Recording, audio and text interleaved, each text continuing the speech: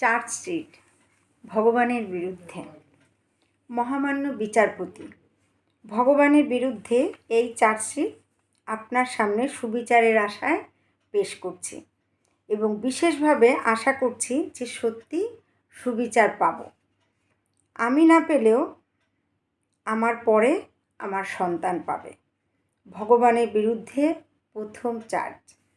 প্রচুর ফুল ফল, প্রচুর সোনা রূপো মণি মাণিক্য, প্রচুর স্থাবর সম্পত্তি, প্রচুর ভক্তি শ্রদ্ধা, প্রচুর পূজা নৈবেদ্য, প্রচুর ধূপ ধুনো, আতশবাজি, প্রচুর স্তব মন্ত্র ভজন কীর্তন অঞ্জলি, প্রচুর আবেদন নিবেদন প্রণাম হত্যে, প্রচুর মানত বলি রক্তপাত, চাদর গহনা, প্রচুর কান্না আর্তনাদ হাহাকার ইত্যাদিতে ক্রমেই ইনি ধনী ও ধনীতর হয়ে উঠেছেন। নানা নামে নানা রূপে নানা চেহারায় ইনি সর্বত্র বিরাজমান, সর্বত্র পূজিত বন্দিত।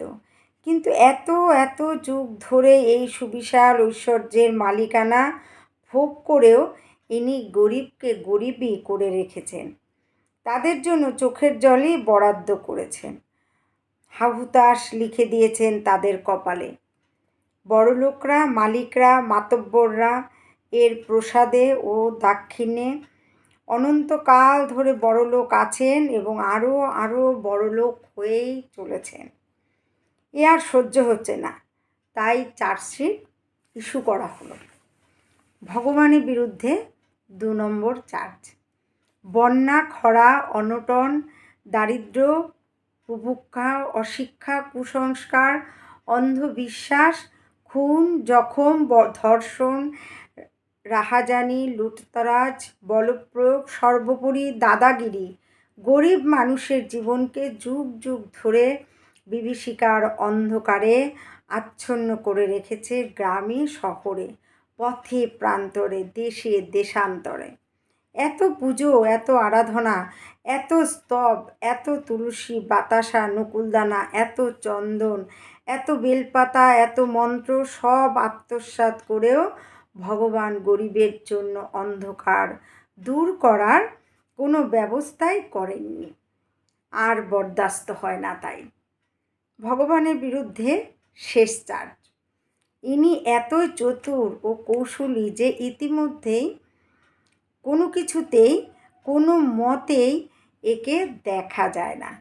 কেউ কেউ একে স্বপ্নে দেখেন, কেউ দেখেন গঞ্জিকা সেবনের পরে কিংবা দুপাত্র গলাধকরণের শেষে, নচে তিনি বরাবরই অদৃশ্য। ইনি বিদ্যুতের মতো, আলো জ্বলছে দেখা যায়, পাখা চলছে দেখা যায়, টিভি চলছে দেখা যায়, অথচ যাতে চলছে সেই বিদ্যুৎ তাকে যেমন দেখা যায় না, ইনিও তৎপ্রকার। ঢের হয়েছে, আর নয়, দেখা না দিলে। ইতি নিবেদিত গরিব মানুষ। কলমে শুভ দাশগুপ্ত।